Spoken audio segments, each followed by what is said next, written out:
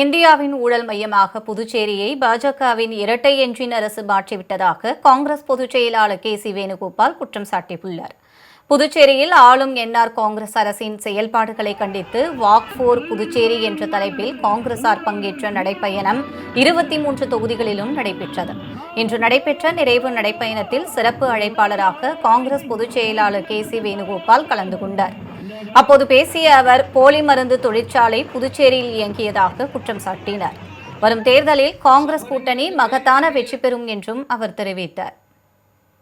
I am asking Modi ji, what is the situation of Puducherry now after 5 years of your double engine sarkar?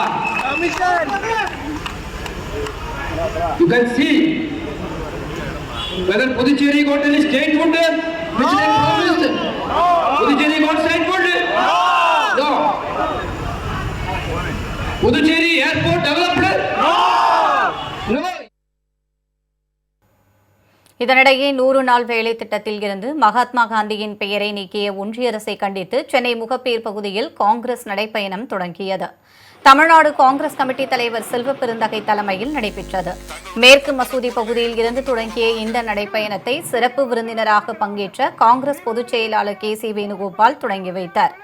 இதில் தமிழக காங்கிரஸ் மேலிட பொறுப்பாளர்கள் கிரிஷ் சோடங்கர், நிவேதி தால்வா, சட்டமன்ற காங்கிரஸ் கட்சித் தலைவர் ராஜேஷ்குமார், கன்னியாகுமரி நாடாளுமன்ற உறுப்பினர் விஜய் வசந்த், தமிழ்நாடு காங்கிரஸ் கமிட்டி முன்னாள் தலைவர் கே.வி. தங்கபாலு, சட்டப்பேரவை உறுப்பினர்கள் ரூபி மனோகரன், பிரின்ஸ், தாரகை கத்பட், முனிரத்தினம், மாங்குடி, துரை சந்திரசேகர், அகில இந்திய மீனவர் காங்கிரஸ் தலைவர் ஆம்ஸ்ட்ராங் பெர்னாண்டோ உட்பட 5000க்கும் மேற்பட்டோர் கலந்து கொண்டனர்.